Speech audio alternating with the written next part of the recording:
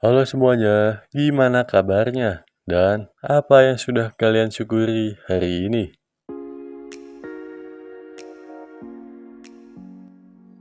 Kembali lagi bersama saya di channel Jacktopia. Pada video kali ini, saya akan melanjutkan alur cerita seri Sweet Home Season 1 episode 7, 8, 9, dan 10. Dan tanpa berlama-lama lagi, inilah dia Sweet Home episode 7, 8, 9, dan 10.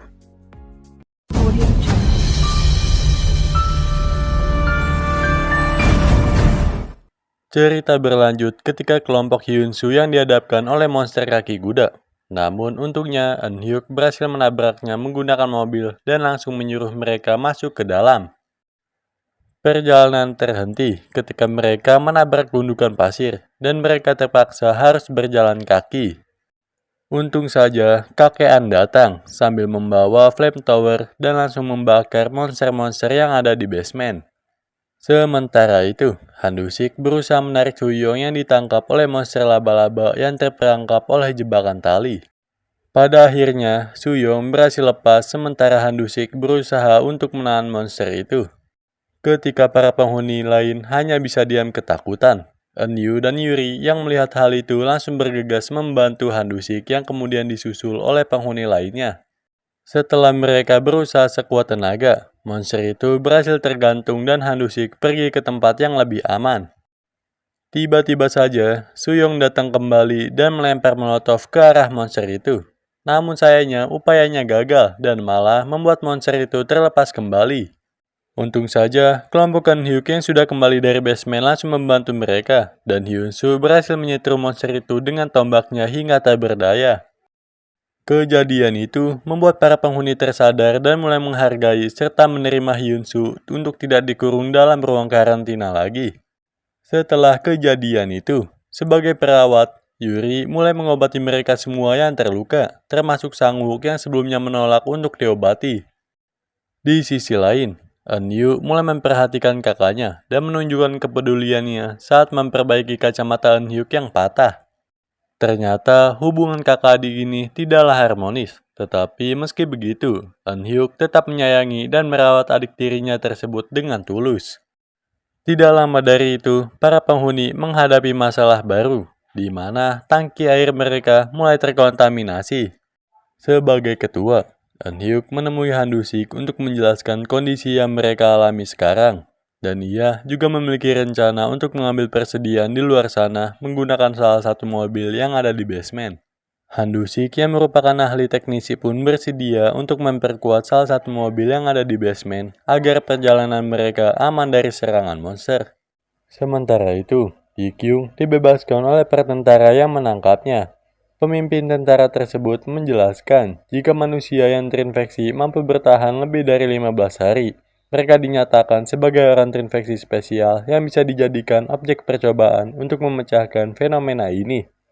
Tentara juga menegaskan kepada Yikyung bahwa ia harus memastikan Hyunsu bertahan melewati hari ke-15 dan melaporkan kepadanya menggunakan alat pelacak yang telah diberikan. Jika ia melakukan tugasnya itu, maka para tentara akan memberitahu tentang lokasi dari Sang-won yang merupakan tunangan dari Yikyung. Kembali ke apartemen, terlihat Jisoo yang sedang bermain gitar dihampiri oleh Hyunsu yang tak sengaja mendengarnya saat ia sedang berjalan. 스위트홈 꼭 집에 온 것 같아서요. Keesokan harinya, keadaan Jisoo semakin parah setelah ia pingsan karena penyakit di perutnya. Eun-hyuk yang sempat berkuliah di kedokteran menjelaskan bahwa Jisoo menderita radang usus buntu yang cukup parah dan harus segera dioperasi. Eun-hyuk bersedia untuk membedahnya, namun ia membutuhkan obat bius dan beberapa alat bedah. Sang-wook, Yuri, dan Hyunsu bersedia untuk pergi keluar dan mencari alat-alat yang dibutuhkan. Pada saat hendak berangkat, Eun-hyuk memperingati Hyunsu untuk mengutamakan alat bedah, sementara untuk persediaan lainnya nomor 2. Setelahnya, para penghuni lain mempersiapkan ruangan operasi untuk Jisoo. Sementara itu, Hyunsu dan yang lain mulai menaiki mobil yang sudah diperkuat sebelumnya. Saat itu, Hyunsu teringat masa lalu kelamnya yang penuh intimidasi dan penyesalan. Di masa lalu, Hyun-soo dibully oleh temannya yang kaya raya. Pembuli itu mengancam akan memecat ayah Hyun-soo yang ternyata bekerja di perusahaan milik ayahnya. Hyun-soo mengorbankan diri demi keluarganya itu. Namun, ia malah diperlakukan sebaliknya, di mana ayah dan ibunya tidak membela Hyun-soo, bahkan adiknya tidak mau mengakui dirinya sebagai kakak. Itulah alasannya mengapa Hyun-soo membenci keluarganya. Setelah ia terlepas dari perundungan, pembuli itu mulai mengganggu sahabatnya di pinggir jalan. Pembuli itu menyuruh untuk melompat ke jalanan saat ada mobil lewat dan sebagai imbalannya, ia akan membayar biaya operasi ibunya. Hyun-soo yang melihat kejadian itu menghampiri pembuli dan langsung mendorongnya untuk menyelamatkan sahabatnya. Setelah kejadian itu, ayah Hyun-soo dipecat dan sahabatnya yang menjadi korban menyalahkan Hyun-soo karena ibunya gagal operasi dan meninggal. Hyun-soo yang hanya bermaksud baik kini mulai putus asa dan memilih untuk mengakhiri hidupnya. Itulah masa lalu kelam yang dialami Hyun-soo selama ini. Kembali ke masa sekarang, Hyun-soo mempersiapkan dirinya untuk menghadapi dunia luar. Ketika ia dan yang lain keluar dari apartemen, tiba-tiba saja monster otot menghantam sisi mobil hingga terguling. Eun-hyuk yang menyadari bahwa misi pengambilan alat bedah gagal memutuskan untuk membedahnya tanpa obat bius dan menggunakan alat seadanya. Sebelum membedahnya, Eun-hyuk memberitahu Jisoo bahwa resikonya sangat besar dan dapat mengakibatkan kematian. Namun, Jisoo lebih memilih mengambil resiko tersebut dan berjanji tidak akan menyalahkan Eun-hyuk jika dirinya tidak selamat. Kemudian, Eun-hyuk pun mulai membedahnya dengan berhati-hati. Sementara itu, Hyun-soo yang tersadar mencoba bangkit dan melawan monster otot tersebut. Namun monster itu tampaknya cukup tangguh hingga membuat Hyun-soo kewalahan.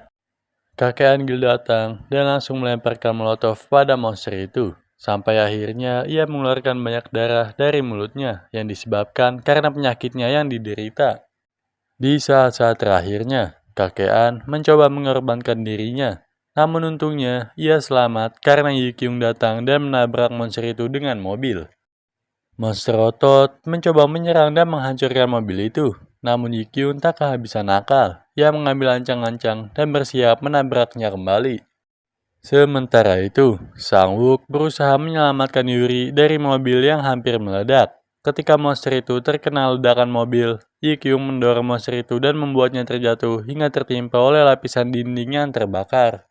Dengan lenyapnya ancaman di luar, Hyun-soo dan yang lainnya kembali masuk ke apartemen dan mobil damkar membawa air bersih untuk para penghuni.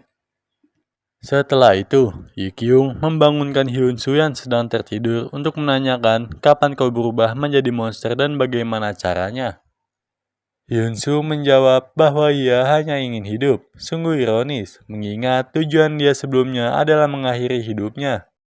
Yi Kyung yang dilema, mengakui bahwa ia bertemu dengan tentara dan berjanji akan menyerahkan Hyun-soo pada mereka. Perasaan bersalah terus menghantuinya karena entah bagaimana nasib Hyun-soo jika dijadikan bahan penelitian oleh para tentara itu. Di sisi lain, Ibu An mengungkapkan bahwa ia telah terinfeksi. Meskipun ia bersedia pergi keluar, para penghuni lain setuju untuk menempatkannya di ruang karantina saja. Saat hendak masuk ruang karantina, Hyun-soo dihampiri oleh Bu An yang menangis di hadapannya. Karena kini ia akhirnya merasakan penderitaan yang dialami Hyun-soo saat terinfeksi. Dan Bu An meminta maaf kepada Hyun-soo karena tak bisa membantu apa-apa saat itu. Mendengar hal itu, Hyun-soo menangis karena mendengar permintaan maaf dari sosok orang tua yang begitu hangat kepadanya. Saat hendak tidur, para penghuni mendengarkan cerita dari kakek An. Di tengah-tengah hal tersebut, tiba-tiba saja ada seorang tentara muncul dengan rasa panik dan trauma yang mendalam. Setelah ia pingsan, Yi Kyung membawanya dan menahannya di ruangan lain. Sementara itu, Hyun-soo yang sedang menyendiri dihampiri oleh Eun-yu yang langsung mengajaknya mengobrol. Di tengah-tengah canda tawa mereka, tiba-tiba saja. 축하해. 첫사랑이네. 짜증나게. Keesokan harinya, Hyun-soo memutuskan untuk memotong rambutnya untuk melupakan rasa sakit di masa lalunya dan mencoba untuk memulai hidup baru. Di saat yang sama, tentara yang sebelumnya Yi Kyung tahan sudah sadar dan terkejut ketakutan ketika ada seseorang berbicara melalui teleponnya. Menyadari ada kelompok yang mengikuti tentara itu, Sang-wook dan Hyun-soo melepaskan tanda SOS yang sebelumnya sudah terpasang untuk menghilangkan tanda kehidupan di sana. Dalam perjalanan kembali ke bawah, mereka melihat satpam yang sudah berubah menjadi monster menuruni lift sambil membawa mesin pemotong rumput. Menyadari bahwa monster itu berbahaya, Hyun-soo dan Sang-wook bergegas untuk menghentikannya. Di lantai dasar, saat monster itu sudah tiba dan hampir melukai penghuni lain, untung saja ada Jae-hoon yang menahannya sebisa mungkin. Di saat yang sama, tiba-tiba saja ada monster yang menangkap Sang-wook. Saat Hyun-soo hendak menolongnya, Sang-wook menyuruh Hyun-soo untuk pergi saja, alhasil Hyun-soo melompat dari atas untuk mempersingkat waktu. Namun, sayangnya kaki Hyun-soo patah dan membutuhkan waktu yang cukup lama untuk memulihkannya kembali. Dalam pertarungannya, Jae-hoon kehilangan tangannya karena terpotong oleh mesin rumput. Para penghuni lain yang baru datang cukup terkejut melihat hal itu. Saat monster itu akan melukai penghuni lain, Jae-hoon dengan sisa tenaganya berusaha untuk bangkit dan berjuang hingga titik darah penghabisan. Dengan pedangnya yang patah, Jae-hoon menusuk monster itu dan membawanya ke dalam lift. Ketika Jae-hoon menahan monster itu, ia meminta penghuni lain untuk melemparkan molotov ke arahnya. Dengan berat hati, Eun-hyuk mengabulkan permintaan terakhirnya itu. Melihat kejadian itu, Hyun-soo tak bisa menahan kesedihannya lagi. Begitu juga dengan penghuni lain yang tak menyangka akan terjadi hal seperti itu. Kejadian itu membuat Jisoo merasa kehilangan karena hubungan mereka yang semakin dekat. Bahkan Jae-hoon sempat menyatakan perasaannya. Di lain tempat, kakek An-gil menyadari bahwa mereka tidak akan sanggup jika harus melawan monster terus-menerus.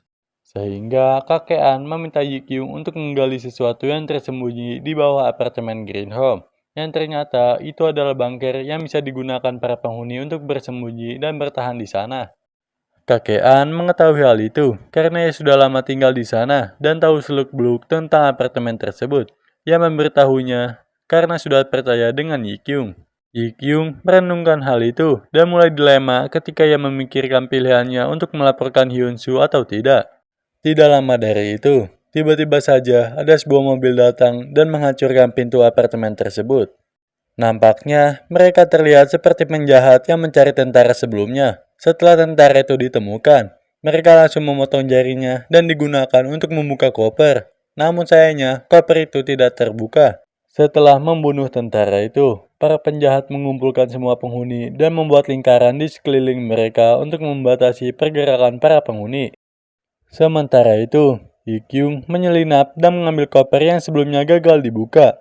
Di saat yang sama, Yeng-soo, adik dari Soo-young, bersembunyi di ventilasi sesuai arahan kakek An-gil sebelum ia tertangkap. Tidak lama setelah itu, para penjahat menemukan catatan riwayat serta rencana bertahan hidup yang dibuat oleh Eun-hyuk. Menyadari kemampuannya itu akan berguna, pemimpin penjahat bernama Jung Seop ini kemudian merekrut Eun-hyuk ke dalam kelompoknya. Ketika Eun-hyuk menerima tawaran itu, para penghuni terkejut. Namun, Hyun-soo menyadari perbuatan Eun-hyuk itu merupakan upaya untuk melindungi mereka semua. Karena ia tahu jika Eun-hyuk menolak ajakan Jung Seop, maka salah satu penghuni akan ditembak. Di lain tempat, Sang-wook yang belum tertangkap kini harus dihadapkan dengan dua penjahat yang sedang berpatroli. Ketika Sang-wook menyerang mereka, Yi-kyung datang membantu dan dua penjahat itu tumbang. Sang-wook terkejut melihat Yi-kyung yang bisa membunuh dengan sangat terlatih, padahal Yi-kyung hanya seorang damkar. Yi-kyung berkata bahwa dirinya pernah mengikuti pasukan khusus dan sangat terlatih oleh hal tersebut.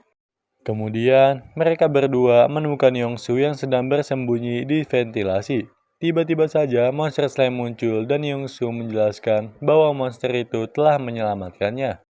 Sementara itu, Jung Seop menemukan Bu An yang berada di ruang karantina. Menyadari bahwa wanita itu sudah terinfeksi, Jung Seop langsung membunuhnya. Eun-hyuk yang melihat kejadian itu sangat sedih dan berusaha sekuat mungkin untuk menahan amarahnya. Kembali ke lobi, Yi-kyung tiba-tiba saja muncul dan menembak salah satu penjahat yang sedang menjaga, sehingga terjadi keributan di sana. Para penghuni lain memanfaatkan kesempatan itu untuk melawan dan membalikan situasi. Namun sayangnya upaya mereka gagal saat Jung Seop datang sambil mengancam akan menembak Eun-hyuk. Tiba-tiba saja, Ibu An bangkit dan sempat menumbangkan salah satu penjahat lainnya. Sayangnya, ia kehilangan kendali sehingga membuatnya hampir menusuk Eun-hyuk. Namun, untungnya Hyun-soo melindungi Eun-hyuk. Dengan berat hati, Hyun-soo pun mencekiknya hingga tak berdaya dan mereka berdua tumbang bersama. Setelah para penjahat membakar tubuh Ibu An, para penjahat membawa Hyun-soo ke atap karena menyadari bahwa ada sesuatu yang berbeda dengan Hyun-soo setelah ia berhasil pulih saat ditusuk Bu An. Dengan berkurangnya para penjaga, Hee-kyung datang dan berhasil menumbangkan sisa penjahat di sana. Sementara itu, Hyun-soo yang berada di atap akhirnya terbangun dan bangkit menutup pintu sambil berkata tidak akan ada yang bisa turun. Ketika Jung Seop hendak menembaknya, salah satu anak buahnya menusuk Jung Seop dan membuangnya ke bawah. Ternyata, ia merupakan orang terinfeksi spesial yang memiliki kemampuan khusus dan bernama Ui Myung. Dia selama ini hanya mempermainkan kelompok Jung Seop untuk mencari orang terinfeksi spesial lainnya. Tak lama setelahnya, ada helikopter tentara menjatuhkan selembaran yang berisi panduan untuk melaporkan orang terinfeksi spesial, dan tentara akan menjamin keselamatan hidup orang tersebut jika melapor orang yang terinfeksi. Tentu saja, itu pilihan yang sangat menggiurkan bagi para penghuni di apartemen. Di saat yang sama, Ui Myung berusaha menghasut Hyun-soo bahwa mereka harus bekerja sama untuk menghadapi dunia ini. Dunia yang dimana manusia sangat membenci monster. Ia juga berkata bahwa para penghuni apartemen tidak akan menerima dirinya lagi setelah melihat surat tersebut. Hyun-soo yang mendengar hal itu hanya bisa merenungkannya. Ketika Hyun-soo sudah berada di lantai bawah, ia mendapati bahwa para penghuni menodongkan senjata kepada Ui Myung. Tetapi Hyun-soo mencegahnya dan berkata bahwa Ui Myung sama seperti dirinya. Dalam kilas balik, terungkap bahwa monster yang ada di tubuh Ui Myung adalah parasit cair yang dapat berpindah tubuh. Setelah itu, Ui Myung menjelaskan pada Hyun-soo bahwa mereka adalah bagian dari evolusi yang akan menggantikan keberadaan manusia di masa depan. Ia juga menegaskan bahwa monster dan manusia tidak bisa hidup berdampingan. Maka dari itu, Ui Myung mengajak Hyun-soo untuk mencari lagi orang yang terinfeksi spesial dan menguasai dunia bersama. Sementara itu, para penghuni menemukan monster slime dan membakarnya hingga tak bernyawa. Hyun-soo yang melihat hal itu pun menangis, padahal dia sudah menjelaskan bahwa monster itu tak berbahaya. Bahkan monster itu sudah menyelamatkan hidupnya. Namun, mereka tidak menghiraukannya dan tetap membakarnya. Hyun-soo yang tak sengaja melihat hal itu menjadi yakin bahwa monster tak bisa hidup berdampingan dengan manusia. Di lain tempat, Eun-hyuk dan adiknya Eun-yu sedang membahas lembaran itu yang dimana Eun-hyuk yakin bahwa itu adalah jebakan. Karena Eun-hyuk tidak percaya dan berkata, menjanjikan sesuatu di situasi yang tidak pasti merupakan suatu kebohongan. 그럴 수 없는 상황에서 너무 확실하게 약속한다는 건 진짜가 아닐 확률이 높지. Setelah itu, Eun-hyuk dan Hee-kyung berbicara dengan Ui Myung yang meminta maaf atas kekacauan yang kelompoknya perbuat sebelumnya. Sebagai gantinya, Ui Myung memberikan sebuah informasi yang ia dengar dari pihak tentara, bahwa mereka akan menghabisi semua manusia, baik itu yang terinfeksi maupun tidak, jika mereka gagal memecahkan fenomena ini. Setelah itu, Hee-kyung menunjukkan pelacak dan menjelaskan kepada Eun-hyuk bahwa tentara akan datang jika ia mengaktifkan pelacak itu. Di saat yang sama, seorang penghuni apartemen melihat dan mendengar percakapan mereka. Di lain tempat, Sang-wook membawa Yuri yang pingsan karena penyakit asmanya yang kambuh. Namun Ui Myung menghalangi mereka dan menjatuhkannya karena mengira Sang-wook akan melaporkannya kepada tentara. Hyun-soo yang melihat kejadian itu mencoba menahan Ui Myung karena tujuan Sang-wook hanyalah membawa Yuri dan mencarikan inhaler untuknya. Dari kejauhan, terlihat Hyun-soo yang menahan kesedihannya karena ia tak bisa membantu. Melihat Hyun-soo yang masih memperdulikan mereka, tanpa basa-basi, Ui Myung langsung menembaki Yuri dan Sang-wook serta membanting Hyun-soo. Ia juga mulai menembaki penghuni lain yang ada di sana. Hyun-soo bangkit dan berusaha menghentikannya. Namun sayangnya, Ui Myung jauh lebih tangguh darinya. Dengan tertawa, ia menjelaskan bahwa dirinya lah yang memasuki mayat Bu An dan menusuk Hyun-soo, sehingga membuat Hyun-soo mencekik mayat Bu An saat itu. Mendengar fakta tersebut, Hyun-soo pun emosi dan membiarkan dirinya dikuasai oleh monster. Dengan sayap tajam yang tumbuh di lengannya, Hyun-soo menyerang Ui Myung dan melelehkannya hingga menjadi abu. Ketika Hyun-soo kehilangan kendali dan berusaha menyerang penghuni lain, tiba-tiba saja Han Du-sik melompat ke arahnya sambil memeluknya dalam kehangatan. Han Du-sik menenangkan Hyun-soo dan membuatnya kembali tersadar sebagai manusia. Namun sayangnya Han Du-sik tertusuk oleh sayap Hyun-soo pada saat memeluknya.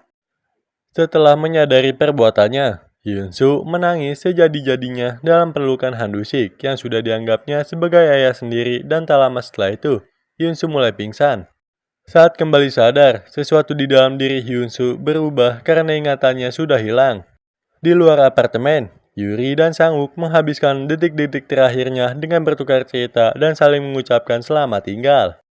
Kesedihan terus berlanjut ketika kakek An yang meninggal dengan damai dalam tidurnya.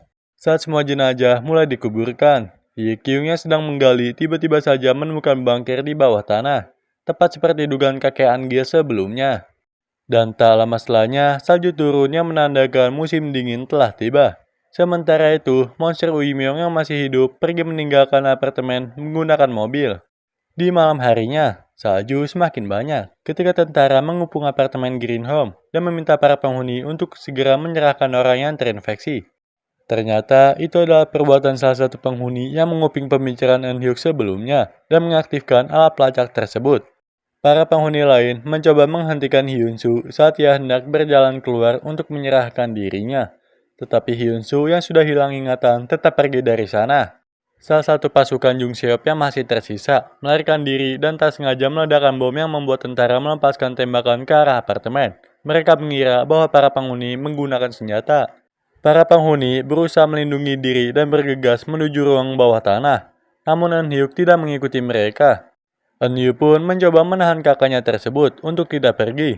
Namun Eun-hyuk tetap pergi dan berjanji akan kembali setelah urusannya selesai. Ternyata Eun-hyuk pergi menemui Hyun-soo untuk menghentikannya, namun gagal karena ia tak mau mendengarkannya. Ketika Hyun-soo berjalan keluar, kondisi apartemen mulai buruk dan akan segera runtuh. Di tengah jalan, Eun-hyuk teringat dengan perkataan kakaknya yang berkata bahwa menjanjikan sesuatu di situasi tidak pasti merupakan kebohongan semata. Dan Eun-hyuk pun baru tersadar bahwa kakaknya itu tidak akan kembali untuknya. Sehingga Eun-hyuk pun menangis kakaknya itu yang tak kembali saat pintu bangker terpaksa harus ditutup. Sambil melihat foto keluarga tersayangnya itu, ia mulai menangisinya dan ternyata Eun-hyuk juga sudah terinfeksi. Ia tetap tinggal di apartemen yang perlahan mulai runtuh. Jelas saja itu adalah upaya terakhir Eun-hyuk yang tidak mau membahayakan adiknya sendiri. Sementara itu, para tentara mulai menembaki Hyun-soo yang sudah diperingati untuk tidak maju, sebelum akhirnya ia ditangkap dan diamankan. 30 jam kemudian, sisa penghuni apartemen termasuk Eun-hyuk dan Jisoo dihadang dan diamankan oleh para tentara setelah mereka mencoba kabur dari apartemen. Karena bukan Yi-kyung yang menekan alat pelacaknya, kesepakatan antara Yi-kyung dan pemimpin tentara belum selesai.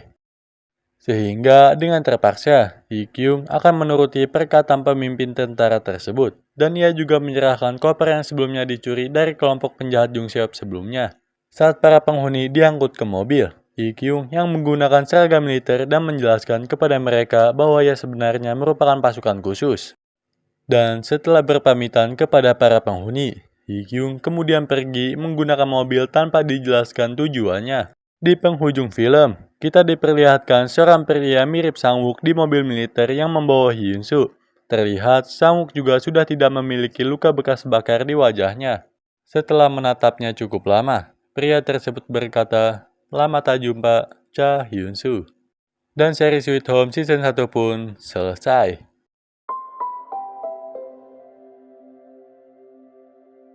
Dengan ending yang menggantung, saya rasa akan ada kelanjutan untuk season keduanya, dan dikabarkan akan rilis tahun ini. Oke, sekianlah untuk video kali ini. Jangan lupa untuk subscribe dan nyalakan loncengnya jika kalian terhibur. Terima kasih, goodbye, dadah.